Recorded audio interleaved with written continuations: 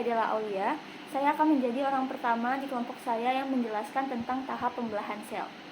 Saya di sini akan menjelaskan tentang gambar pertama, yaitu tahap G1 atau GAP1, dan gambar kedua yaitu tentang fase sintesis atau tahap X.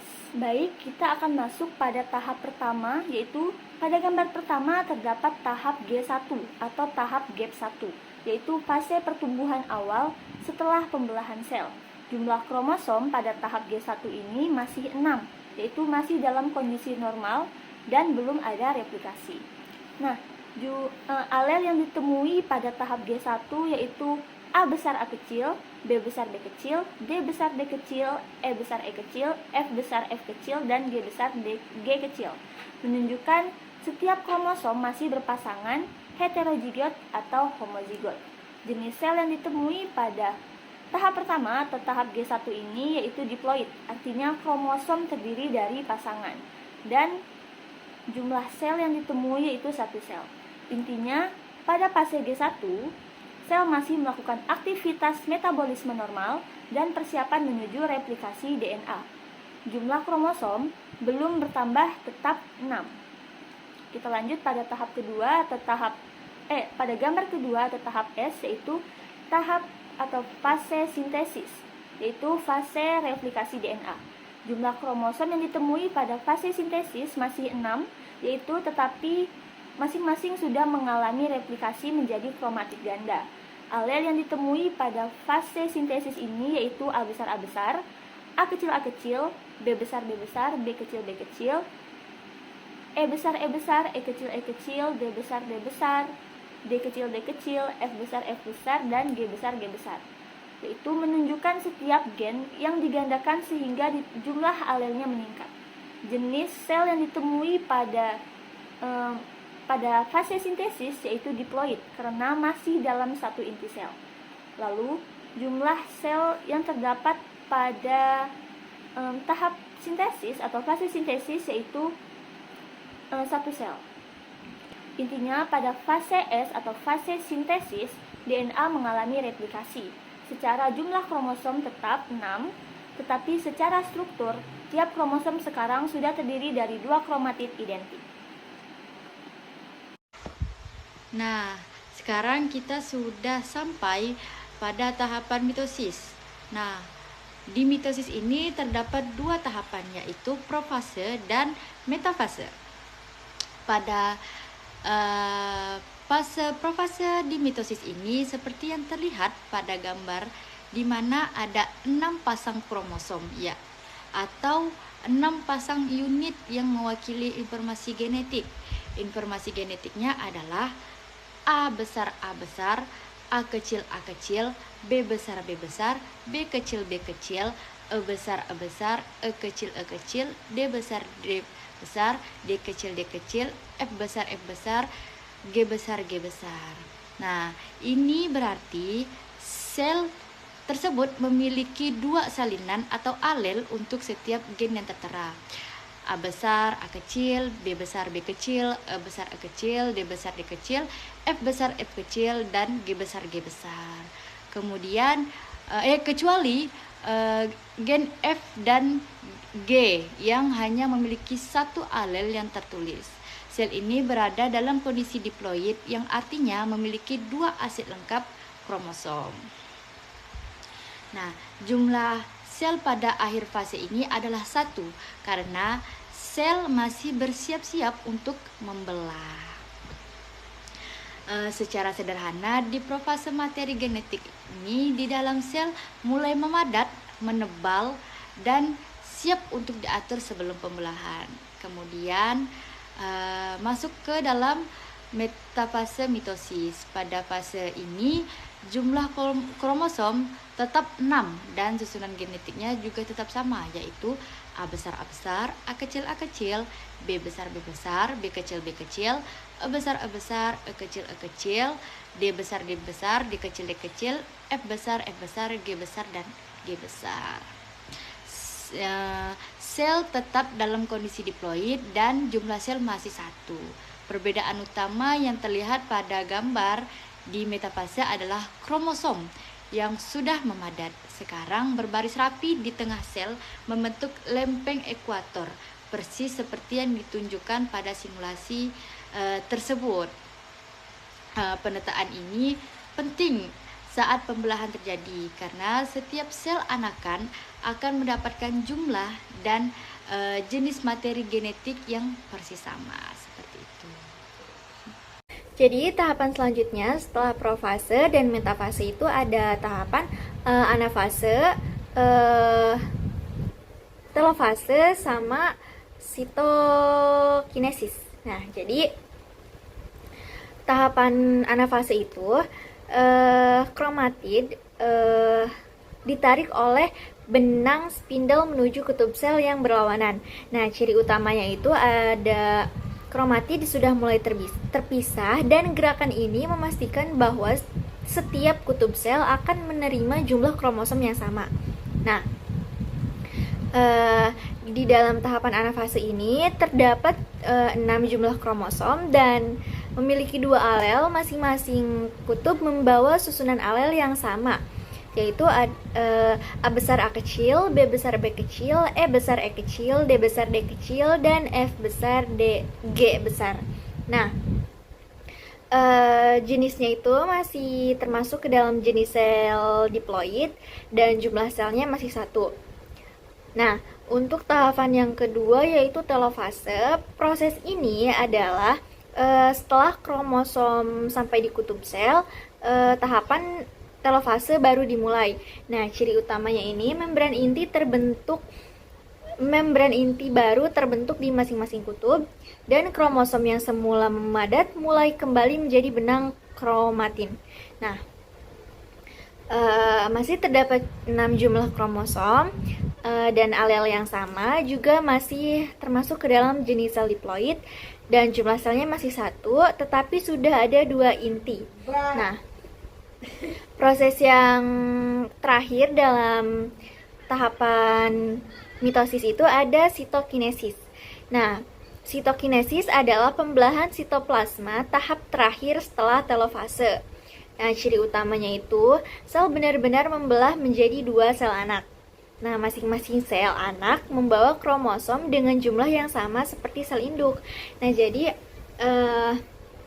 di tahapan sitokinesis ini jumlah selnya sudah menjadi 2 sel anak. Nah, jumlah kromosomnya masih 6, alelnya masih sama, dan masih berada dalam jenis sel diploid.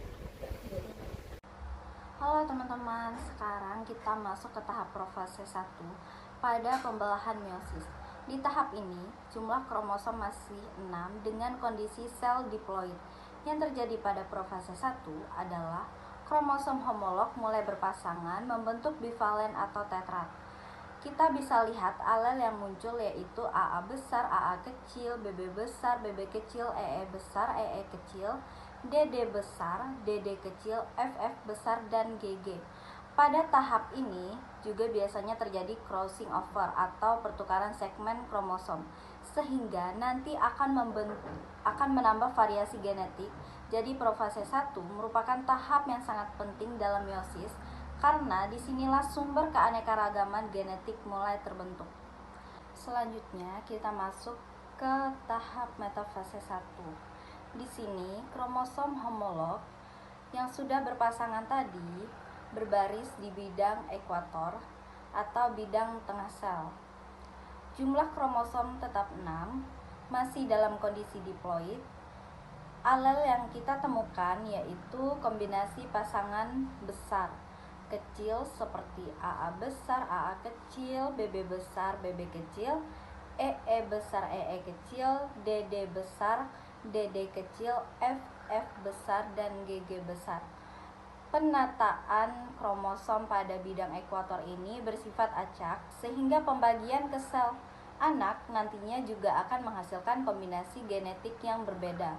Hal inilah yang membuat setiap individu bersifat unik. Oke, kita masuk ke anafase 1 yang dimana ditandai dengan terjadinya reduksi kromosom dan kromosomnya ditarik oleh benang spindle ke kutubnya masing-masing. Jadi ciri khas dari anafase 1 ini adalah masing-masing kromosomnya ditarik oleh benang spindle ke masing-masing kutubnya. Oke, selanjutnya ada proses telofase 1 yang dimana ada 3 hal penting yang harus diperhatikan dari proses ini. Yang pertama, inti selnya mulai terbentuk. Yang kedua, sentriol kembali menjadi sentromer. Dan yang ketiga, terjadi yang namanya proses sintokinesis, yaitu peristiwa pemulahan sel tahap akhir atau peristiwa menuju pemisahan untuk menjadi dua anakan sel. Baik, pada profase yang kedua, itu kedua sel yang hasil dari sitoplasma pertama itu mulai bersiap untuk melakukan pembelahan kembali dengan ciri-ciri kromosom mulai memadat kembali, benang spindle mulai terbentuk, lalu membran intinya mulai menghilang.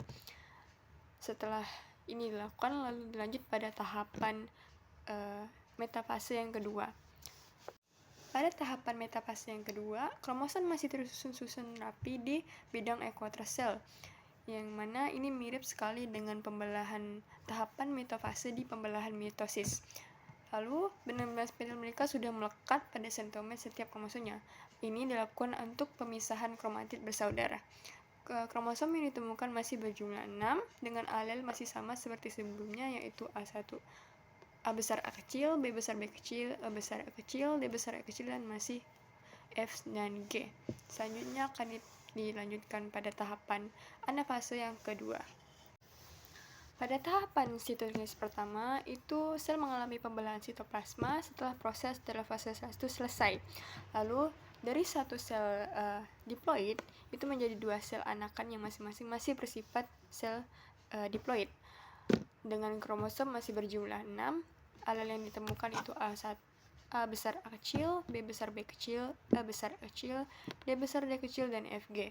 Tahap ini sudah menandai bahwa berakhirnya pembelahan sel meiosis yang pertama. Selanjutnya akan diteruskan pada tahapan profase yang kedua. Kemudian pada tahap anafase 2, yaitu kromatid bersaudara yang masih menempel pada sentromer akan berpisah ke arah yang berlawanan, ke arah kutub yang berlawanan, dan mereka akan disebut secara resmi sebagai kromosom tunggal. Kemudian pada tahap telofase 2, yaitu di mana kromosom yang telah sampai ke kutub masing-masing akan menjadi padatan dan mulai melonggar dan membentuk sebuah benang kromatid yang halus. Dan kemudian membran inti kembali terbentuk pada masing-masing sel yang terpisah. Sitokinesis pada meiosis 2 adalah proses pembelahan 2 sitoplasma yang terjadi setelah telofase 2 untuk memisahkan 2 sel haploid menjadi 4 sel haploid yang masing-masing unik secara genetik, di mana setiap kromosom sekarang terdiri dari 1 kromatid tunggal. Proses ini menghasilkan 4 sel gamet yang memiliki setengah jumlah kromosom sel induk asalnya yang penting untuk pembentukan sel sperma atau sel telur. Proses sitokinesis 2 terjadi setelah selesainya telofase 2, yaitu tahap akhir meiosis 2, di mana kromosom mencapai kutub sel dan selubung nukleus terbentuk di sekitar setiap kumpulan kromosom. Proses sitokinesis secara fisik memisahkan sitoplasma dari kedua sel anak yang terbentuk pada meiosis 1, sehingga menghasilkan 2 sel independen dari setiap sel sebelumnya. Pembentukan sel anak haploid. Karena setiap sel anak ini dapat terbagi menjadi 2. Proses ini menghasilkan total 4 sel anak yang semuanya bersifat haploid, memiliki setengah jumlah kromosom sel induk, dan unik secara genetik. Dan hasil dari sitokinesis 2 yaitu ada 4 sel gamet. Hasil akhir dari sitokinesis 2 adalah pembentukan 4 sel gamet, sel sperma atau sel telur yang berbeda secara genetik. Terus yang kedua ada kromosom tunggal. Setiap sel anak yang dihasilkan dari sitokinesis 2 sekarang memiliki kromosom tunggal, bukan lagi dua kromatid saudara. Keunikan genetik. Sel-sel ini unik karena adanya rekombinasi genetik atau pindah silang dan pengacakan dalam pemisahan kromosom secara selama meiosis. Dan saya akan menjelaskan kesimpulan dari mitosis dan meiosis. Mitosis, proses pembelahan sel yang menghasilkan dua sel anak yang identik dengan sel induknya. Terus terjadi pada sel somatik atau sel tubuh. Tujuannya pertumbuhan, perbaikan, dan pergantian sel. Dan meiosis, proses pembelahan sel yang menghasilkan 4 sel anak yang berbeda dengan sel induknya. Terjadi pada sel germinal atau sel reproduksi. Tujuannya menghasilkan gamet atau spermatozoa dan ovum yang berbeda secara genetik.